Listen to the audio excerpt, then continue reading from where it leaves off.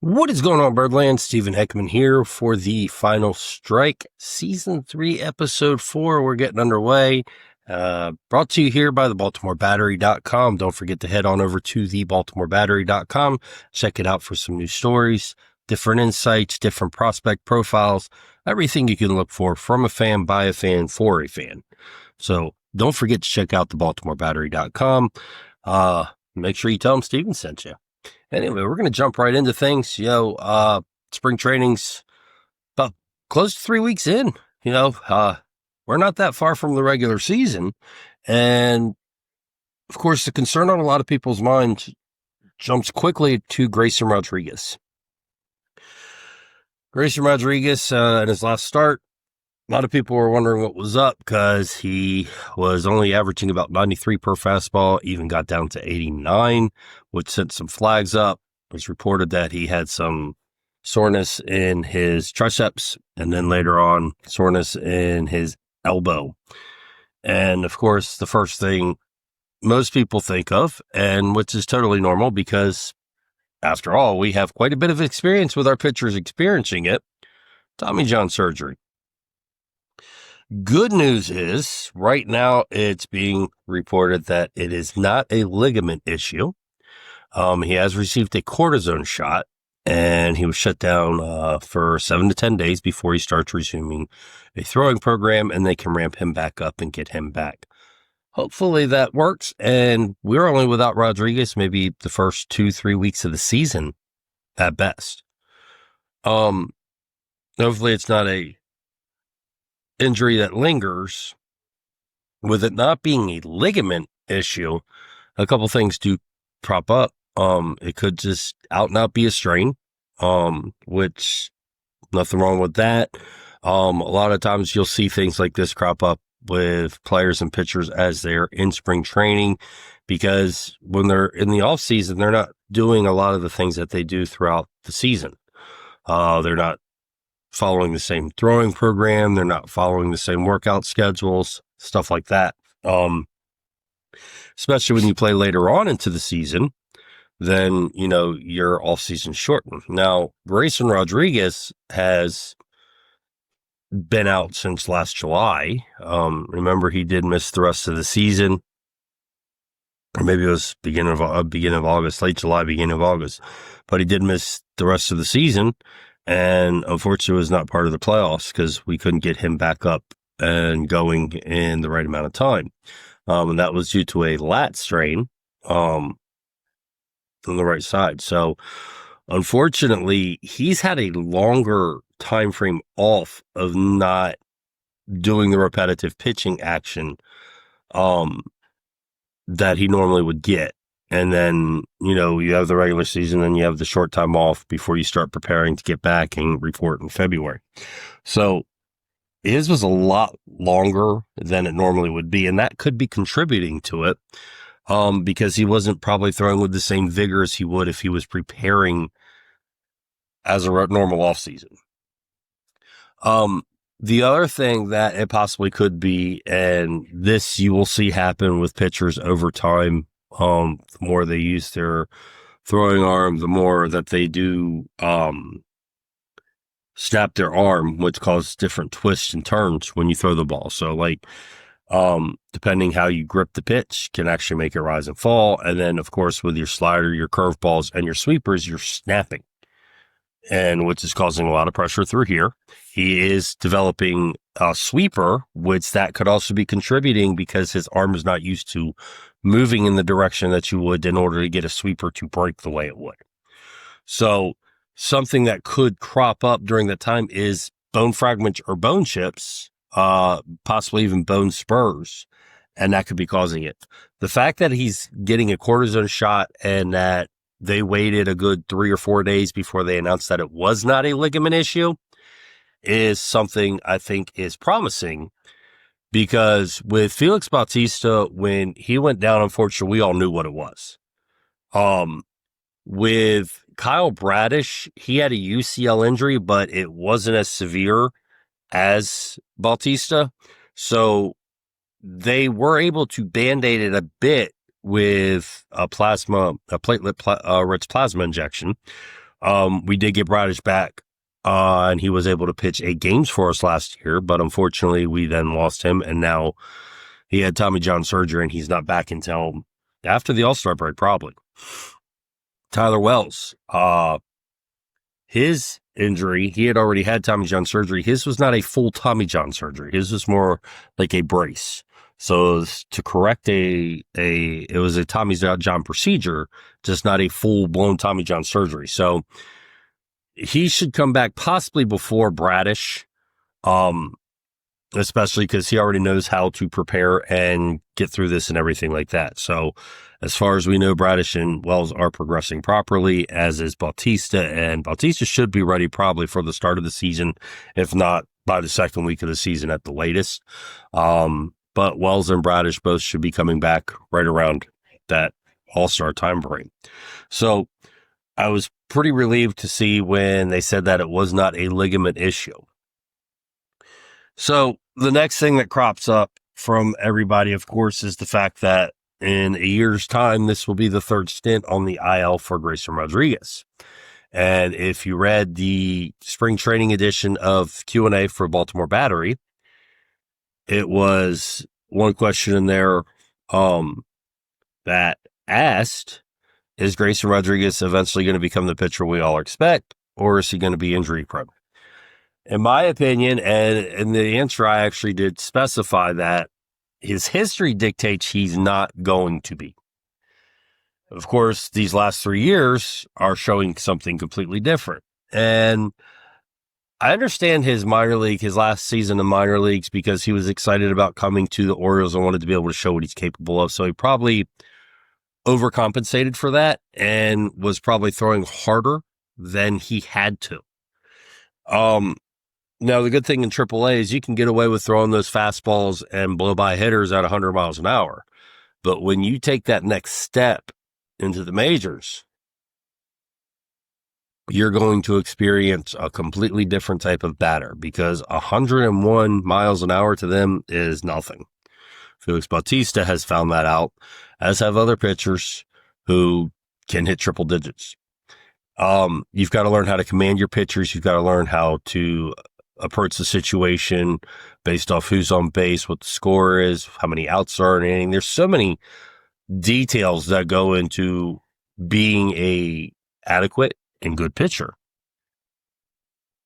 And with Grayson Rodriguez, he's learning all this his first 2 years, and that could be contributing to the arm fatigue he experienced in the middle of the season last year before he had the lat strain. Like you said, this year, him working with implementing a sweeper, the snapping, the way you snap, because with a curveball, you kind of slow your arm down and snap. With a slider, you're speeding your arm up and snapping. I personally have not looked into how you throw a sweeper, but in order to get it to break, it does. You're going to have to snap your hand and arm a certain way in order to get it to break.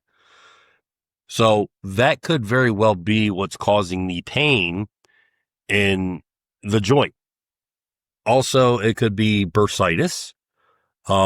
Anybody who has experienced bursitis, it's usually a bursa sac inflames, fluid builds up around it, causes a lot of pressure, and it can make it very difficult to actually work with. So very well could be something of that nature. I think a cortisone shot works. If they're confident he can resume a throwing program in 7 to 10 days, I think we're on the right track. Hopefully, we're going to knock on wood to say this, things progress the course and do what they're supposed to do, and it's just a small hiccup. We have Grayson back to start the season. The guy pitched to a 3.86 ERA across 20 starts and 116 and 2/3 innings last year, so it's a big loss to not have him. But in return, we also have some depth that can actually compensate for missing him for a couple starts, 3 starts. You end up moving Zac Efron to the number 1 starter, which possibly he was going to be anyway. You have Charlie Morton, your number 2 starter. You have Tomiyuki Sagano as your 3 starter, Dean Kramer your 4th starter, and then your 5th starter is going to either be Albert Suarez or Cade Povich. Personally, I'd like to see Povich come in as the 5th starter. young lefty, 24 years old. Put a lefty in the rotation. That's always big. But over his last 5 starts last year in September, going into the playoffs, so while we're trying to secure a playoff spot, he went 2-2 in 5 starts and had a 2.86 ERA. Or 2.68 ERA. I'm sorry, 2.68 ERA. That's pretty impressive, especially that time of year. Yes, he finished the season with a 5+ ERA. Yes, he only had 3 victories in 15 starts. But he showed promise. He was basically thrown to the wolves and had to learn to pitch in the majors on the fly. And I think he did a pretty good job. Yes, Albert Suarez did phenomenal for us last year. Between starts and relief, he had an excellent season. Very, very enthusiastic about what he did for us. But I think with Kittredge being out, you're going to end up having Brian Baker make the roster, which he was anyway before Kittredge is out. I would prefer to see Albert Suarez more as our long reliever, possibly a emergency start if you need be. So that would make the rotation with Zac Efron opening, Charlie Morton pitching second, Sagano third, Kramer fourth, Povich fifth. Interesting thing with Charlie Morton and Sagano, neither of them have given up a run this spring. Knock on wood. Hopefully that carries over. I know they're not going to go the whole season without that, but the reason I bring that up is Sagano's 35. This will be his first year pitching in the majors after having a stellar career over in Japan. Charlie Morton is 41. And Charlie Morton the other day was pretty good at hitting the 93, 94 mark, even touching 95 a couple times in his outing.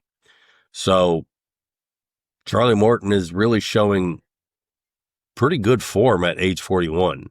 And it's funny, you hear people talk about his age, but then you get Justin Verlander and Max Scherzer, who are also in their 40s. People aren't talking about them the way they're talking about Charlie Morton being old and past it and everything like that. This guy has pitched in a World Series. He's pitched in the playoffs. The Braves kept him on board through his age 40 season, and he contributed very well. Is he going to strike out 8-9 batters per 9 innings? No. But will it be close to 6 to 7 batters per 9 innings? Yes. Guy's also pitched 167 plus innings in 8 of the last 9 years. The one exception was the COVID year. So you've got a guy who's going to eat innings, who's going to show up to every start, and he's going to give you pretty much everything he's got and keep you in the ballgame. You know, as long as he has an ERA that's, 4 and under, I'll be happy. Our offense should easily score 4 or 5 runs a game. And that leads us into the next. That leads us into the next topic of what's going on with Gunnar Henderson. Gunnar Henderson has an intercostal injury. And for those that don't know what an intercostal injury is an intercostal is basically right along the rib cage. It is a muscle that sits in between the rib cages that helps stabilize the chest wall. So there's a lot of pain there in breathing and movement and everything like that as it pulls. They seem to have caught it early on. Henderson has started resuming baseball activities, even hitting in the cage, taking some grounders. Will he be ready for opening of the season? I'm not sure. We might miss him for the first week, maybe 2 of the year. That hurts. I mean, you figure Grayson Rodriguez and Gunnar Henderson right off the bat, and then Andrew Kittredge, who had his knee fixed, and he's going to be out at least 3 months. The injury flags are up. And Birdland's like, what the hell, man? This last year all over again, and the year before all over again. The difference, I think, this year is with the starting staff, we still have depth. Last year, the starting staff depth was challenged extremely well. I mean, you already lost John Means going into the season when you anticipated having him. You had Kyle Bradish out for part of the season, get him back only to lose him for the season. You have Grayson Rodriguez, who you lost for the second half of the season. And then you have Tyler Wells, who you lost for the entire season. That's 4 starters right there that could make up a rotation anywhere in the majors and be a damn fine rotation. So we're fortunate enough that we still have depth. And, I haven't even talked about Chase McDermott, who unfortunately he's dealing with his own lat strain, so he's out, unfortunately. But we have depth that, it's being tested early that we can compensate for. Like I said, Brian Baker is probably already going to make the roster before Kitteridge got hurt. Now it's probably more than likely that you will see Baker. And I would imagine Albert Suarez being the reliever option. If not, you're probably going to see Cade Povich go back down to AAA. And then I'm not sure who they would bring. Maybe Stroud. He's pitched pretty decently, could be it. But I like being able to have a guy who can pitch long relief. And Albert Suarez would give us that ability. Plus, also in a situation where a pitcher has to leave early because he's given up too much runs or gets injured, you can bring Albert Suarez in and you can have him pitch 3-4 innings. So you don't burn your bullpen out. So there's some positives there. The Gunnar Henderson thing, not overly concerned about it. My big question mark when it comes to it is we're playing Jackson Holiday at short in the meantime, which I don't have a problem with because he came up as a shortstop. But he was going to be our second baseman. And I think those reps at second base are important and crucial to him. Yes, he played there last year, but when you're playing shortstop and second base, there's a different angle to go by. There's also different ways to approach. So as a young player, and he is a smart baseball player, so don't get me wrong with me saying that I don't want to see him, have to adjust back to second base when Henderson's back. He's the type of player who has the talent that it's not going to be a difficult adjustment, where some it might be, but I think he'll be totally all right. But then in return of that, more than likely, you're going to have Jordan Westburg move from third base to second base in the meantime, which was said he would play some second base this year, but he'd predominantly be our third baseman. And then you get Ramon Urias, who more than likely would be the starting third baseman, who's normally a utility, who can play anywhere around the diamond, first, second, short, and third. You don't have Jorge Mateo right now. He's going to start the season on the IL. But the good news is he was taking full infield practice and he's been swinging a bat. So he's coming back from his own Tommy John surgery and a dislocated elbow. So we're going to start the season without him. He is such a dynamic for the simple fact that not only can he play second, short predominantly, and some third, he can also play in center field and if need be. You could probably put him on the corner outfield, but you got other people you'd probably put there first. So there is some injury concerns going into the start of the season, but like I always said, rather have him now than have him in the middle and the end of the year. So hopefully the Grayson Rodriguez is just a little blip on the radar as Gunnar Henderson, because we definitely am expecting big things from both of them. I'm expecting a big season from Grayson Rodriguez. He already proved last year his capabilities. He pitched in 8 games after a loss and directly stopped a losing streak or stopped consecutive losses by getting a win. He had 11 quality starts and 20 starts. In 15 of his 20 starts, he allowed less than 3 runs or 3 runs or less. So, I mean, he's showing potential. He struck out 130 batters last year in 116 2/3 of an inning. So he has shown that the capability and the tools and talent are there. Yes, there is some concern in Birdland with him being hurt. That is definitely an understandable thing. But at the same time, I think our team is better depth-wise in all areas. I still believe, even with Kitteridge being out, that we're going to have one of the top bullpens in baseball. I still believe our starting rotation is going to be better than what people expect. And I'm not worried about the offense in the least bit, especially with the additions of Tyler O'Neill and Gary Sanchez. And I know a lot of people aren't happy with us bringing aboard Gary Sanchez because he's not he's not a great backup catcher. He's a good backup catcher. get him for 80 games in there. That's all we need. Probably not even that many. But the guy can hit the ball. That's the one thing about Sanchez I can always say. The guy can hit the ball. Keeping Tyler O'Neill healthy is going to be a big thing, but with Heston Kjerstad, we have the ability to pick up there if something does happen to Tyler Wells. I expect a big season from Heston this year. I honestly think he's going to go past 25 home runs. If he stays healthy, I think he's going to do it, and I think he's probably going to hit about 280 and prove to be capable middle to top of the bat hitter, top of the order hitter. And I know that's predicting a lot, but I'm excited. When he was drafted, I was excited. I thought he was the best pure hitter in the draft the year we drafted him.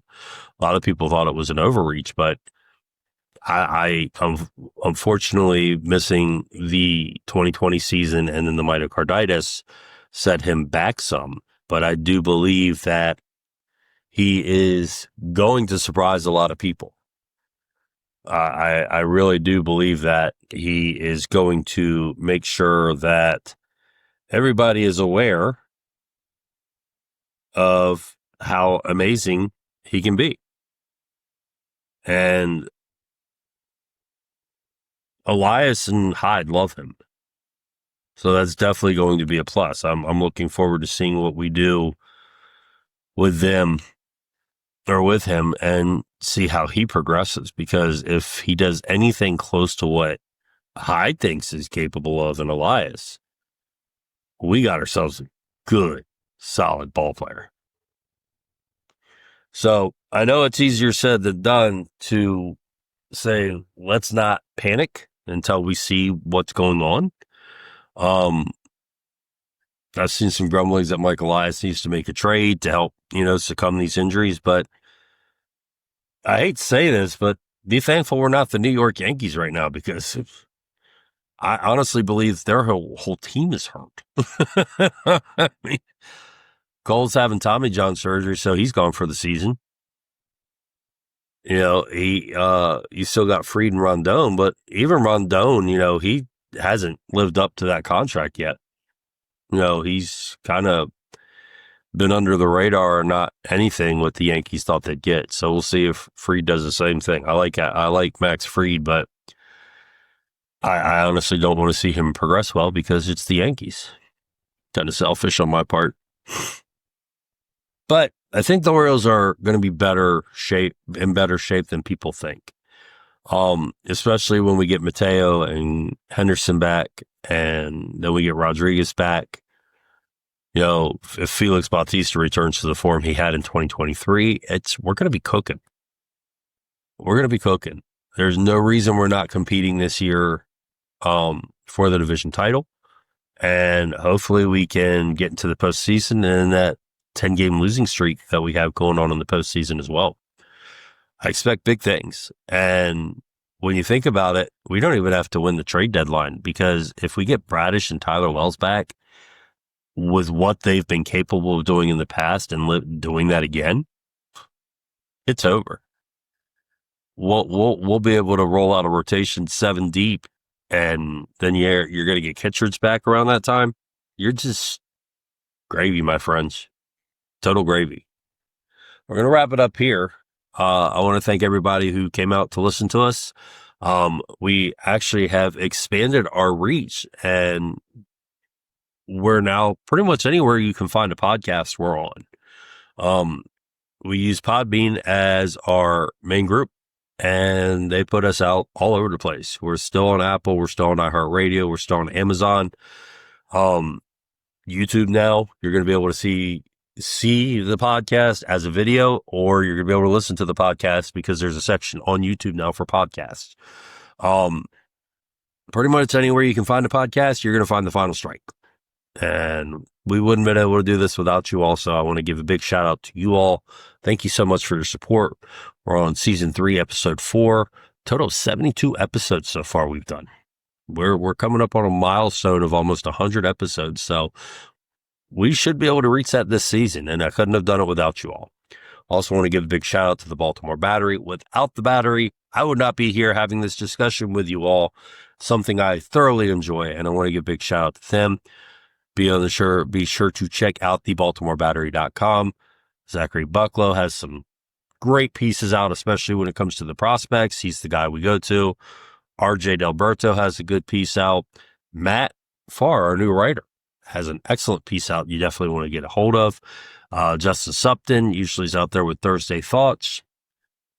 And then there's me, and yeah, I have my own stuff I put out there. So, but please don't forget to check out the BaltimoreBattery.com.